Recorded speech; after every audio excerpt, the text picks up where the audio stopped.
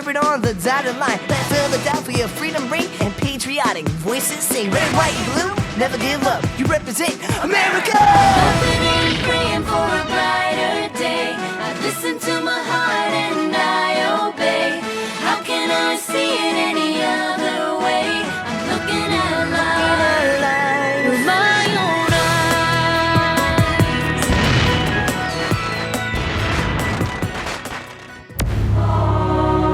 Here are some exciting scenes from today's episode of Liberty's Kids. Maybe you should do something useful and join my father's regiment instead of trying to write about it. Reporting on what's happening in the war helps us pull together. And fighting in the war helps us win. Since Congress has now made it clear that it does not consider it in the best interest of the United States of America to promote me to Major General, my only honorable course of action is to resign.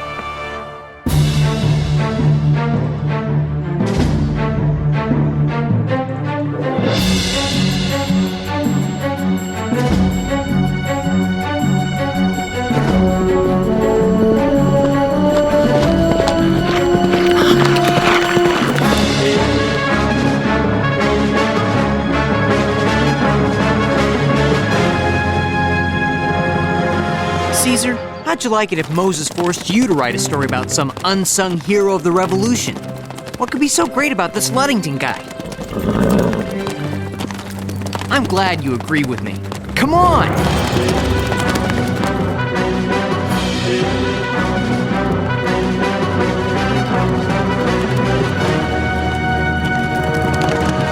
I'm starving.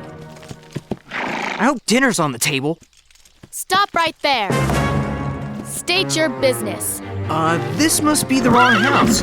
I'm looking for Colonel Henry Ludington. I bet you are. James Hiller?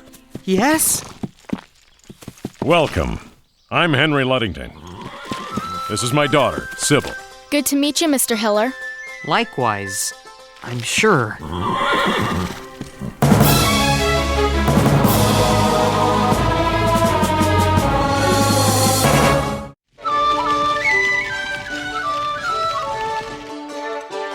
Bread, please. I'm so hungry. This bread is delicious. Please pass the potatoes. James, I expected you'd be famished from your trip. I was. There'll be action for you to cover soon, James, now that spring is upon us. In the meantime, Father's militia protects patriots from Tories. The lobsterbacks hate him. Father's got a price on his head. And 300 English guineas. Dead or alive. It's a reward I swear will never be collected. No wonder you were suspicious of me. How do you want to pursue your story, James? We'll help you any way we can. First, I'd like to interview you, Colonel. Then, I guess, interview one of your men who saved someone from a Tory. Interview? What for, Mr. Hiller? So I can write about what they've done. Why? I'm a journalist. I let people know what's happening in the war. But why aren't you fighting? What I'm doing is important, too. This being planting season, James, my militiamen have scattered to their homes. You'll take him to see Alexander Seiler tomorrow, Sybil. Yes, Father. You don't suppose he's not here, Mrs. Adams? Benedict Arnold not present for a ball thrown in his honor? No, I expect we'll find General Arnold... Ladies and gentlemen, there. General Washington and I need men, and we need them now. They needn't be soldiers. I will make them soldiers. Fine words. Bravo, Mr. Arnold. Mrs. Adams. And Miss Phillips. General Arnold! What a delightful surprise. I beg you excuse us a moment, Mrs. Knox. My friends, I have hoped our paths would cross again, Miss Phillips, away from the field of battle.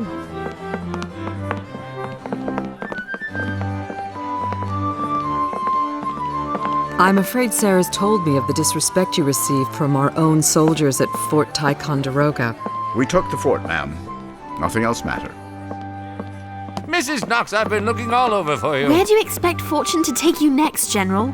Philadelphia, perhaps. I too will be headed there soon. I have enemies there I must face. How far from the city are General Howe and his army? Shall we? Not the British, Mrs. Adams. I'm speaking of Congress. Whatever do you mean, General? Congress has seen fit to promote 5 patently unqualified men above me in the military chain of command, against the wishes of Washington himself, who has written them on my behalf. If they do not correct this grievous affront, I shall to Philadelphia. Because, ladies, my honor is at stake. And in matters of honor, I simply cannot compromise. Well said. A true gentleman. I am sure, General, that you will receive satisfaction.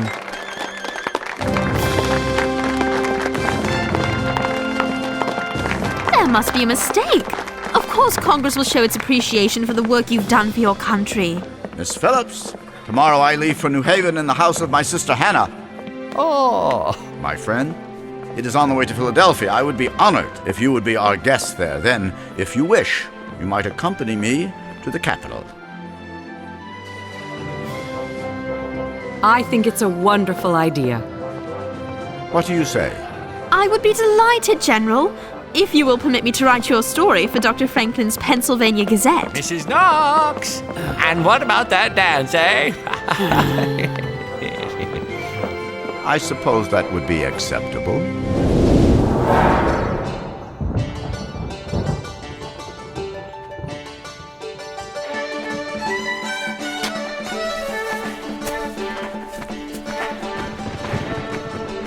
Watch me, Derek.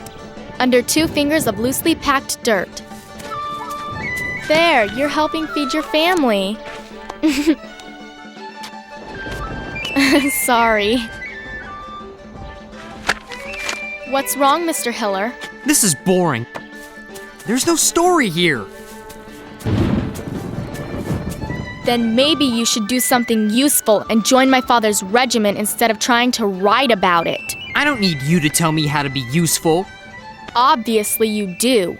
Reporting on what's happening in the war helps us pull together. And fighting in the war helps us win. That's it. Where are you going, Mr. Hiller? To pack. I'm going back to Philadelphia in the morning to find a real story. Please don't let Mr. Hiller leave, Sybil.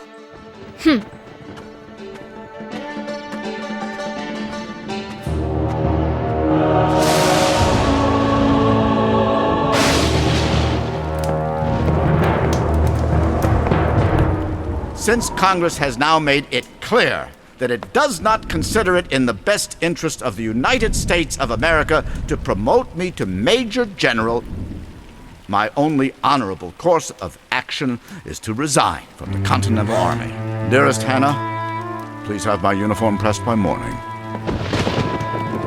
General, although this is good for my own country, I'm truly sorry.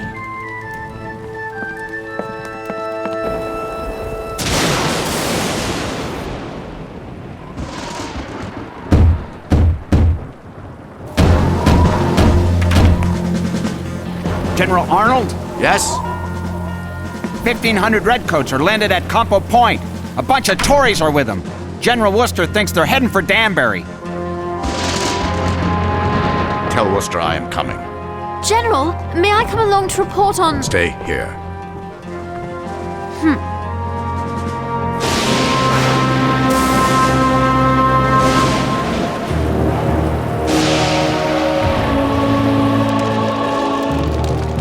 Come, children. I hope the rain stops so you can leave tomorrow, Mr. Hiller. You and me both.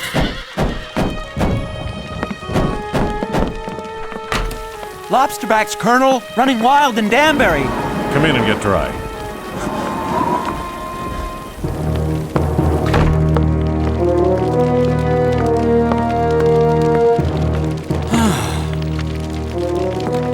I must have my militia here immediately.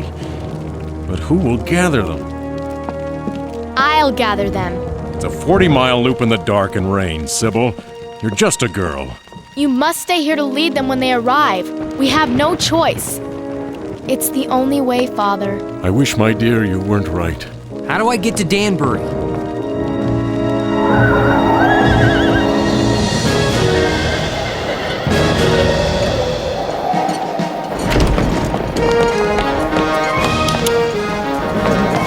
men must come right away, Sybil. Yes, Father. By dawn at the latest, if we're to get there in time. James? I have to see what's happening in Danbury. I'll see you there, Colonel, or I'll report back.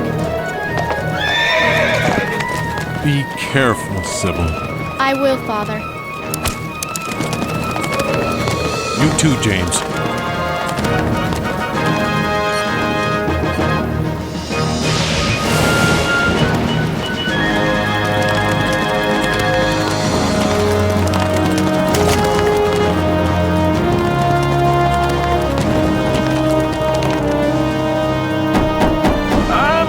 I'm coming. Sybil, what are you doing out? No time, Edmund. Danbury's under attack. Ride east and tell Robert, Israel, and Paul to be at the Colonel's by dawn. Will do, Sybil. Yeah!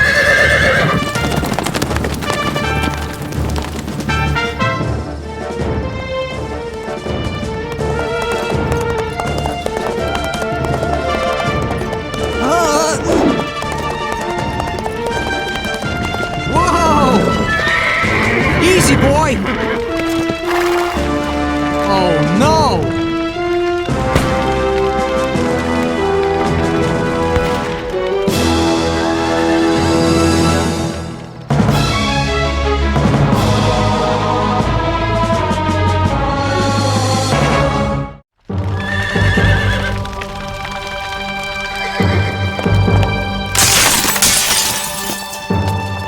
The town of Danbury is ablaze.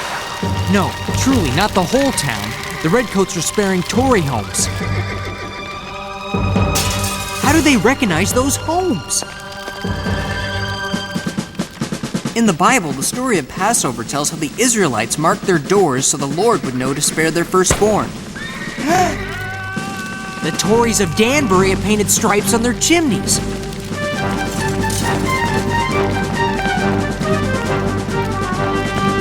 So the British soldiers know to spare their homes the torch. General Arnold's passion has forced him back into the fight.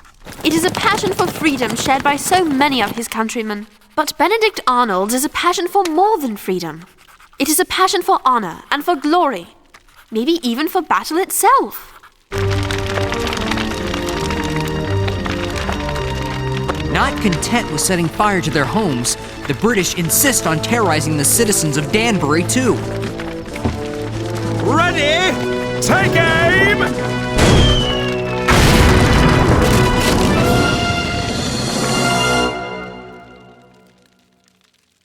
Arnold's is a passion that maybe even victory cannot satisfy. The British have decided not to carry American armaments away with them, but to destroy them.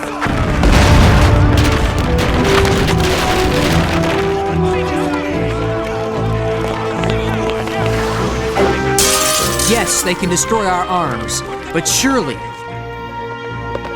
they will never destroy the spirit which I have witnessed in the likes of Colonel Ludington and his daughter.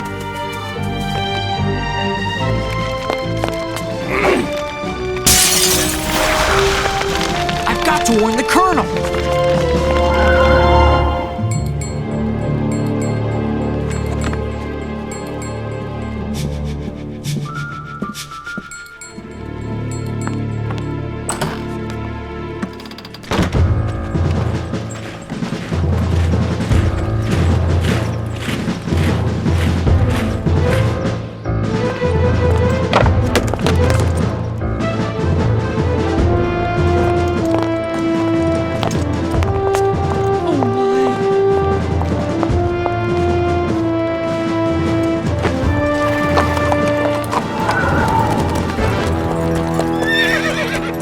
We ride to meet General Arnold and the Redcoats.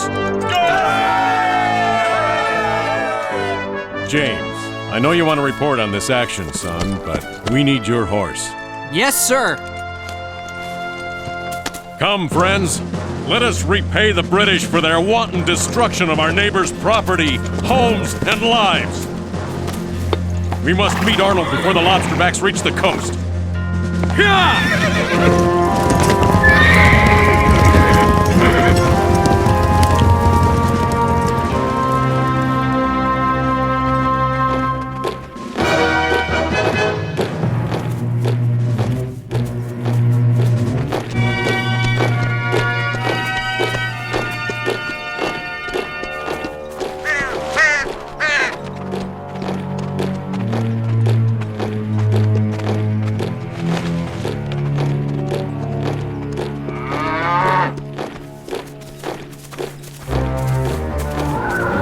Having completed their task of destroying half of Danbury, the British soldiers were off to meet their ships to return to New York headquarters.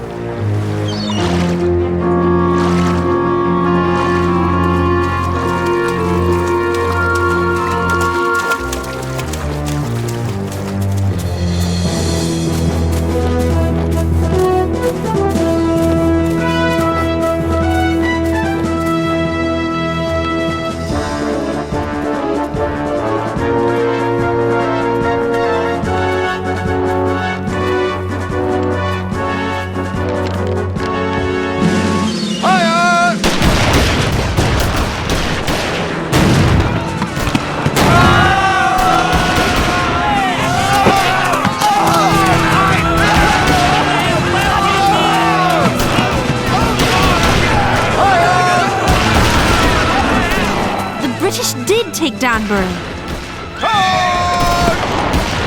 But General Arnold and his men chased them all the way back to the coast.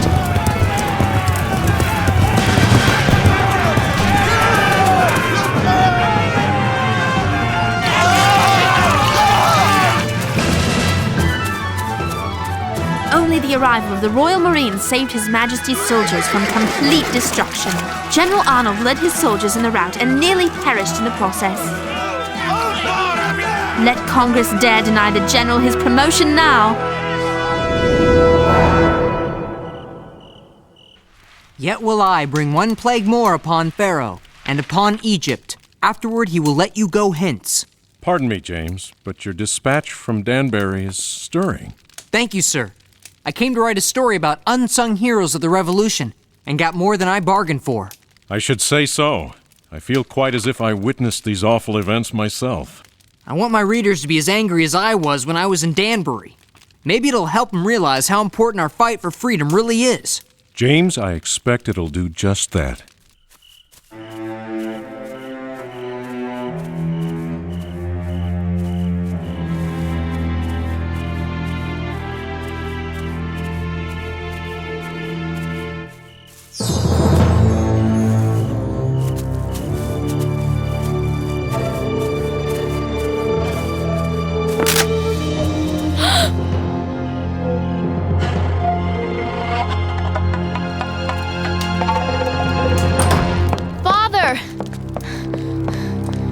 In the woods, armed.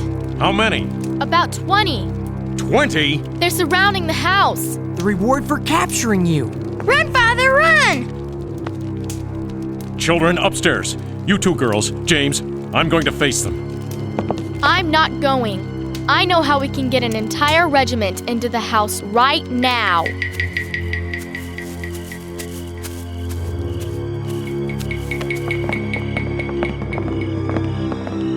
What?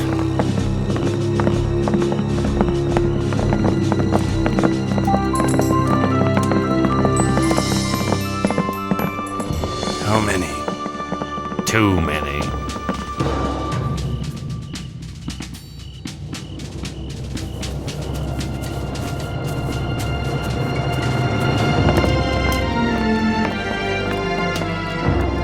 I think I hear them leaving.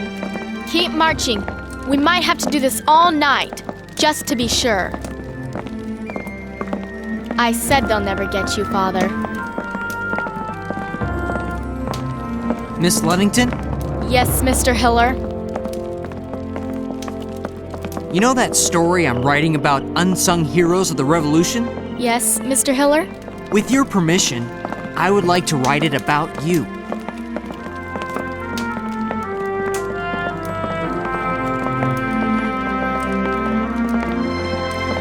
Mr. Hiller? Yes, Miss Ludington? I suppose that would be acceptable.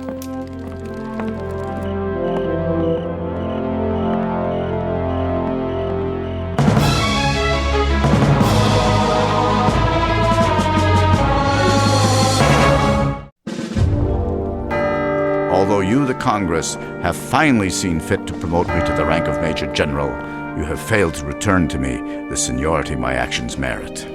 Therefore, conscious of my own rectitude, I hereby resign from the Army of the United States of America. Please, sir. You're the finest field general we have. Should my country need me and were my proper rank restored, I would gladly lay down my life for my country. General, please accept my sincerest thanks for your companionship. I shall never forget our time together. Miss Phillips, your company has been one of my few joys these past months. I've come to think of you almost as a daughter. I do hope we will meet again.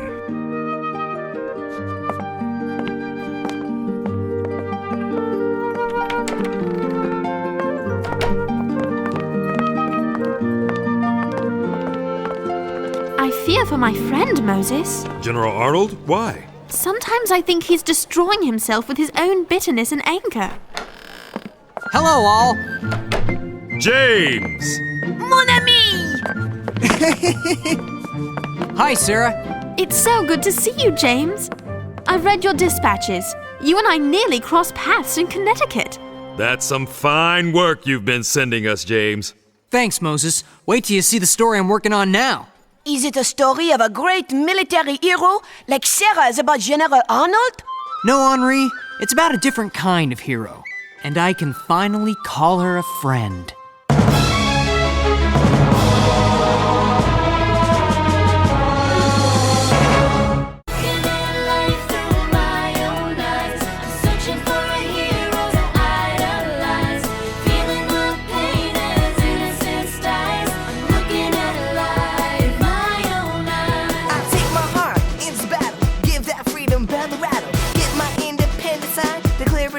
Dotted line, red, white, and blue, never give up. You represent America.